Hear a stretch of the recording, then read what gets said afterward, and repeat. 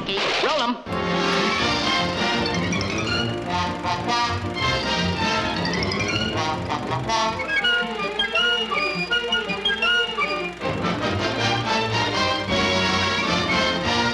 When I wish Otto happy, Otto works in I don't think anybody ever successfully sat down and invented a cartoon character from scratch and said, I've got a new cartoon star, here he is. People tried to do that, but it usually didn't work.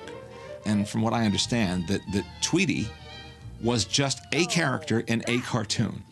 But once people saw him and heard him and got the idea of his competition with this big mangy cat, Sylvester, they wanted to see more. Sylvester, the frustrated putty tat, and Tweety, this wise guy, little bird, were a perfect team. They both had strong personalities, and both had been pretty well developed by the time they hit their first cartoon together. And that's really why I think it was just a dynamic duo right off the bat. I wouldn't do that if I were you. Bob Clampett made a cartoon in the early 40s featuring a little bird. And this cartoon was called A Tale of Two Kitties. And the little bird was this little anemic baby bird, which was perfect for them. It wasn't even a big bird. It was this, the joke was that it was a little teeny weeny bird. My dad had the idea for Tweety Bird from a nude baby picture that his mother had had on the piano. And so there was something about this very vulnerable little bird that he really brought forth in Tweety. Freeling liked the character of Tweety and thought there was something to that cute, innocent character, and it might make a good character to play against Sylvester. Now talk about a character that was fully formed upon his first appearance. They came up with this great clown-like cat with the big red nose and this sloppy voice that Mel Blanc put on him. Fluffer and Succotash! Tweety and Sylvester was easy for my dad. A little teeny bird. He was just a little baby. So that became Tweety. Ooh, you know, he turned into a putty cat. I did tell a putty cat. Sylvester, on the other hand, is daffy slowed down because he's spitting out the feathers and the stuff that he eats. I think you're delicious!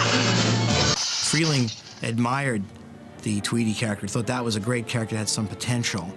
Originally, the cartoon we now know as Tweety Pie was Sylvester versus this woodpecker character that Freeling had come up with in a previous cartoon. I had done a cartoon with Sylvester and a little woodpecker. You know, I don't want to use that woodpecker. I'll use that Tweety. Eddie Selzer, the producer, objected to using Tweety. Selzer came in and he made suggestions that nobody paid attention to. I said, I don't want to use the woodpecker, I'm going to use the Tweety. He said, no, you're not. So I said, well, okay, here's a pencil, and I just walked out. I said, you do it. I wouldn't have done it if I knew that he wasn't going to call me. He called me that night, says, come back and do it the way you want to. Ironically, I did it, and that won Academy Award. And Tweety Pie was the first Oscar that Warner Brothers won. Sylvester and Tweety, oh, it was great. I mean, it was just a typical cat after the bird. And then Granny being the one that would come between them. I'll teach you to molest helpless little birdies. I didn't know that Granny had been done before by Bea Benaderet.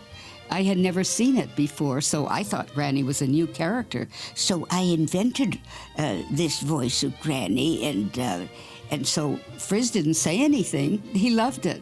I did Granny, and I'm still doing it this day and age, which is wonderful. When you two The great scene in there is a genius touch, is that when Sylvester is given a sleeping pill or something to put him to sleep, and all of a sudden you look over and you see the dog on a crutch coming toward the camera, and then Sylvester's eyes would slowly close, and then when they pop open, the dog is closer, and then they'd close, and he'd be closer, and all of a sudden the last time he closes, you know that you hit him in the foot with the club. The chase aspect of many of these cartoons is primary. You know, you have to have a smaller character being chased by a larger character. But there's also another dynamic at work in a lot of times, and it's that the smaller character is the one that wins. Tweety wins by being completely outwardly innocent, but he's the smaller one compared to Sylvester. He's supposed to be the non-threatening one. Hey, Dad! You